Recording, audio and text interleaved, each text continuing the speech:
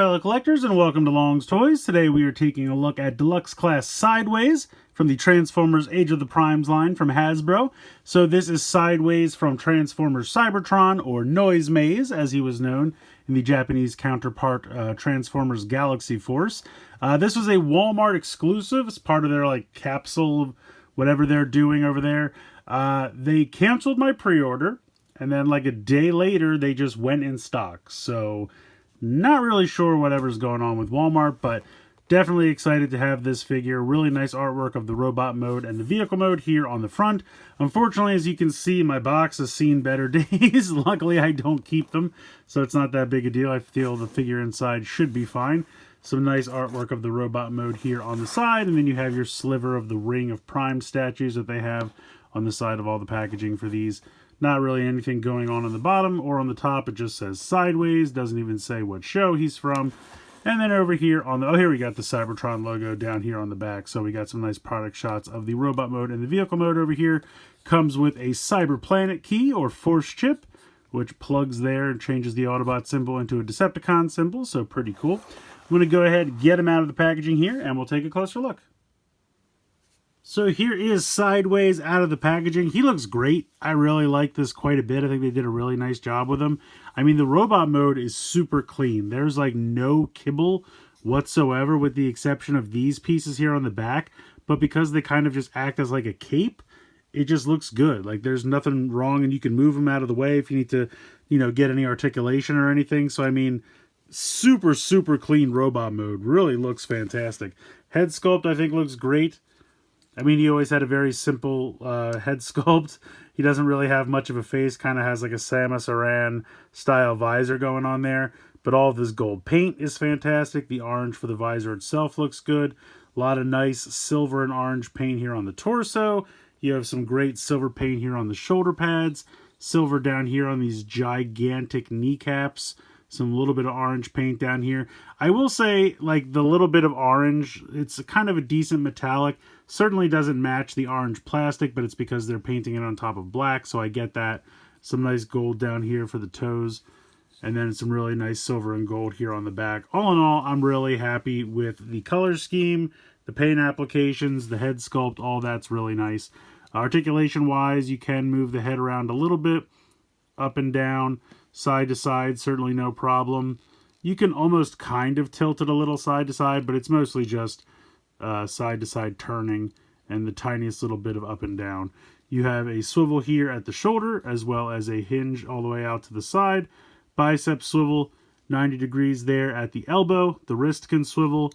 If we kind of move these back out of the way here, you can see he's got a waist swivel as well. Really great range of motion in the hips, kick really far forward.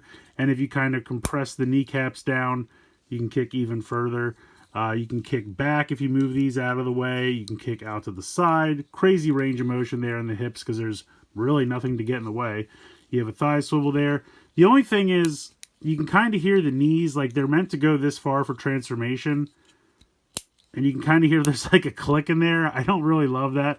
I think it's because if you look, there is a tiny little tab right there, and I think that's kind of clicking in place for a kind of normal spot for the knees, but you can push it further if you want, or you can bring it out further, so you might have to deal with that. They honestly might just wear down over time.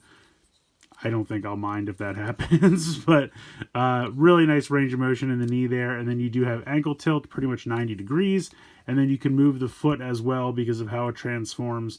So just really great articulation on a really clean robot mode. Just all in all, really, really happy with this guy. I really loved the original toy.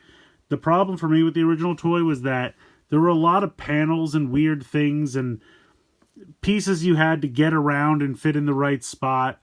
He had these pieces that kind of hung on the side where the wings got placed, and you had to bend them around and swivel a lot to get them in the right place to peg in the wings for the vehicle mode. None of that's going on here. It's very straightforward, as you will see.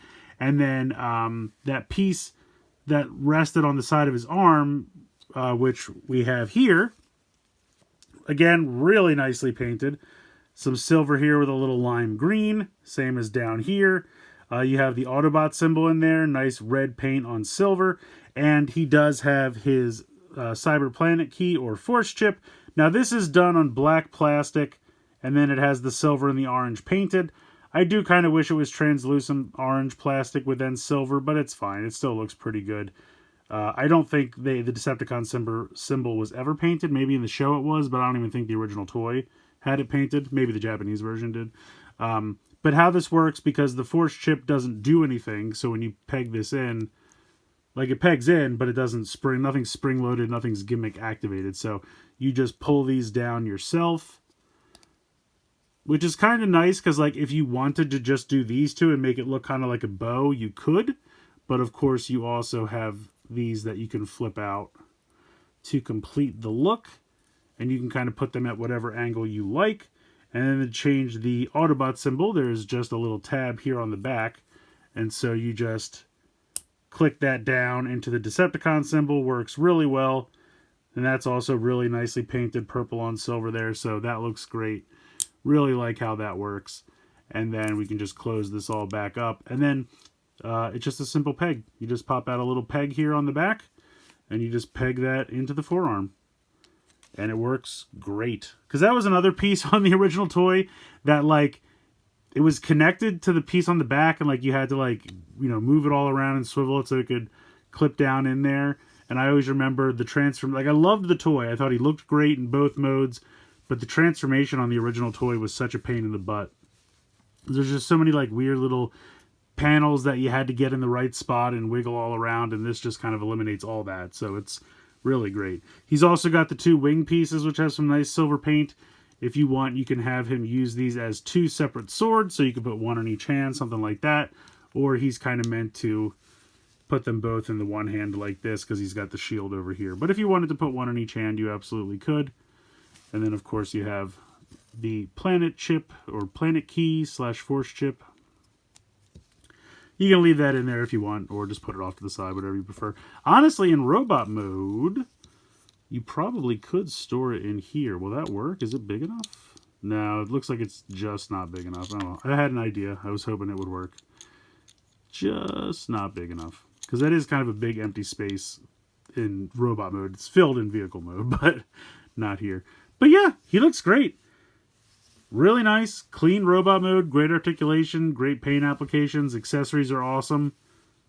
Yeah, they really crushed it with this guy. One of my favorite designs from Cybertron / Galaxy Force, and I'm really happy to have it here in a nice, easier to handle version. So let's go ahead, let's get into his transformation. Alright, so I've removed all his accessories and just put them off to the side. We can start by just kind of flipping these all the way up like so. You're going to open up the chest here that I just showed you. This is going to come forward, and then you can see that there's a pin there.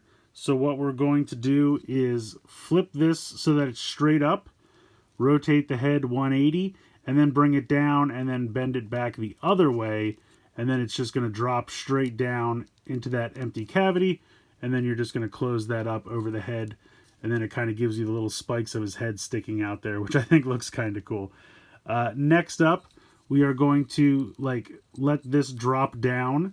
So you can see that there's a hinge right here, but then you can see that there's another hinge right here. And that's this entire piece on both sides. So you want to I like to try to kind of get the hands out of the way. And then you can kind of grab onto these on the side and use that to then bring that whole piece down like that. So it gives them a little bit extra height.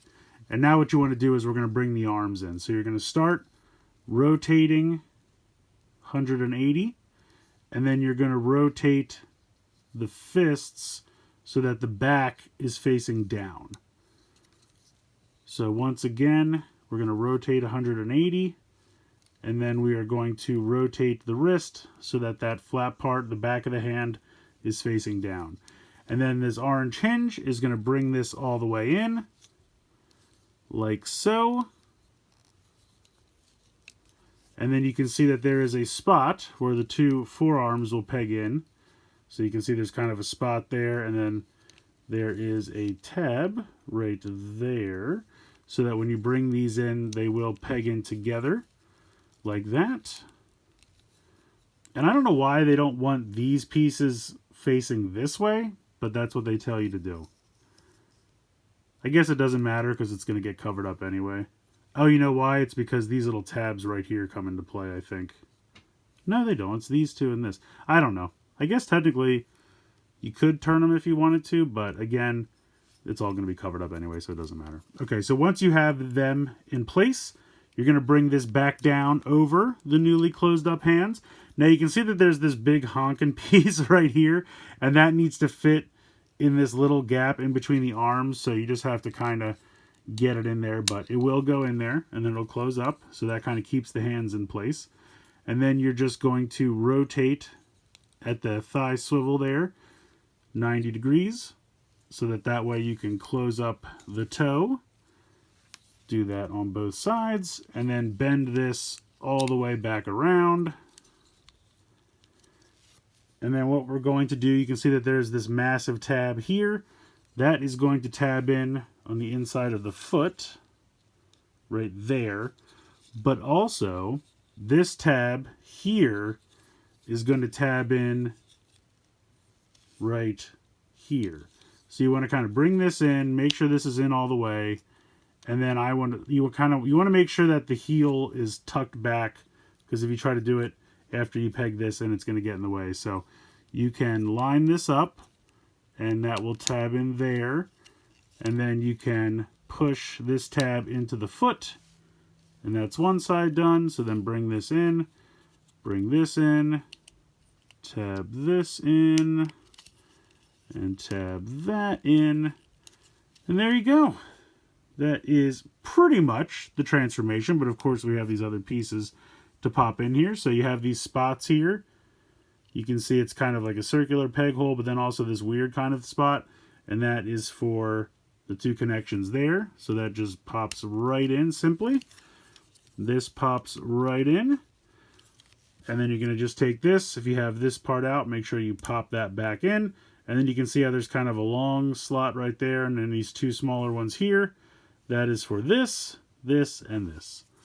And so you just drop this on top. And there you go. There is Sideways, or Noise Maze, in vehicle mode. So I think this looks great. I think they really recreated the vehicle mode from the original toy, but like I said, a much easier and simpler transformation. Really nice. You don't really have too much kibble or anything showing up back here. I guess maybe that's why they left this like this, so that way it would hide the hands even more so in the vehicle mode, since they're covered up from the other angle. But you have the spikes kind of blending in nicely with these, so that kind of all works together. I love the wings. The paint on them is really nice. The feet compress really nicely to the body, so you don't even really notice that they're feet. Yeah, all in all, I think this works really well. If you want, you can still plug this into the back. It won't do anything, but you can certainly plug it in there, no issues. Yeah, it's just a really nice vehicle mode. I think they did a great job, and I'm really, really happy to have this updated version of the character. It looks great.